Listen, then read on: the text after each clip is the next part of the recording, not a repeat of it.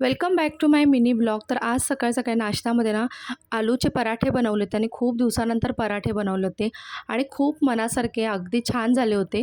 आणि त्यानंतर मग नाही ते सकाळी सकाळी मला एक काम लागलं होतं. प्रज्ञाने ना काल त्याच्यासाठी ऑनियन राईस बनवलं होतं आणि त्यांनी सगळे सॉसेस जे होते ना त्याची झाकणं ओपन ठेवली आणि बघा हा असा पसारा फ्रीजमध्ये झाला होता.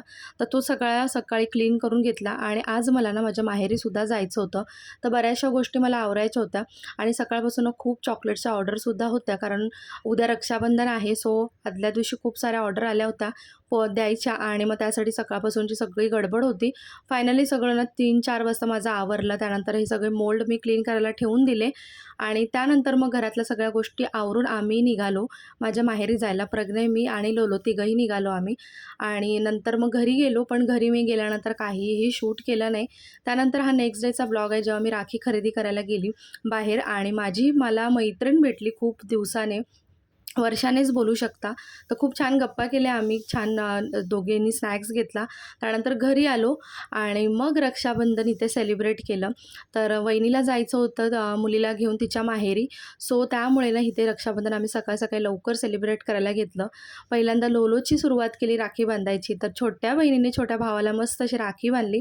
त्यानंतर प्रज्ञाने आणि त्याच्या आवडीचे पेपा पिगच्या राख्या होत्या आणि मी सुद्धा त्यासाठी आणली होती आणि बघा छान असं गिफ्ट ना बहिणीला त्याने दिलं. त्यानंतर मग माझी बारी आली. मी माझ्या भावांना राखी बांधली आणि खूप खूप सारे फोटो क्लिप्स घेतले. यावेळेला ना मी व्हिडिओ काहीही शूट केला नाही. म्हणजे तसं तर मी माहेरी गेल्यावर ना फार कमी व्हिडिओ शूट करते, कारण मी माहेर पण एन्जॉय करते.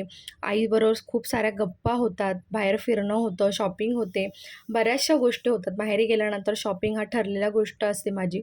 म्हणजे कसं असतं, आपण लहानपणी ज्या एरियात याच्यामध्ये वाढलेलो असतो शहरामध्ये, तर तिथल्या गोष्टी आपल्याला ना फार आवडत असतात. तर माझंही असंच असतं. मग तिथे गेल्यानंतर थोडीफार शॉपिंग असतेच माझी. आणि इथे मी माझ्या भावांना सांगत होती, की चांगलं वाकून पाया पड. आणि म्हणजे त्याच्यावरून आमचे जोक्स चालले होते आणि ते मस्त असं आमचं सेलिब्रेशन झालं. त्यानंतर खूप सारे फोटो तुम्हाला पुढे शेअर केलेच आहेत मी. आणि फोटो काढायची ना सगळ्यांनाच म्हणजे उत्सुकता नव्हती, कारण ना एक तर गरम होत होतं आणि मुलांना सारखं होतं, की पटकन हे कपडे काढून टाकावे. कारण मुलांना कसं कुर्ता वगैरे जास्त वेळ वेअर करता येत नाही आणि लोलोचं चाललेलं बाहेर खेळायला जाणं, त्यामुळे त्याला फोटो काढायला पण इंटरेस्ट नव्हता. तरीसुद्धा आम्ही 4-5 फोटो क्लिक केले. इथे माझ्या भावांसोबत मी माझे फोटो क्लिक केले. मी सगळ्यात मोठी बहीण आहे आणि हे दोन्ही भाऊ माझे जे आहेत ते माझ्यापेक्षा वयाने लहान आहेत, म्हणजे माझ्या मागचे आहेत. आणि असं आमचं ना आजचा सेलिब्रेशन झालं रक्षाबंधनचं. तुम्हाला कसा वाटला आजचा ब्लॉग मला नक्की कॉमेंट सेक्शनमध्ये सांगा. लाँग ब्लॉग आपला येईल, पण त्यामध्ये इतके काही क्लिप्स नाही आहेत. तरीसुद्धा हा छोटासा ब्लॉग तुमच्यासोबत शेअर केला. बाय.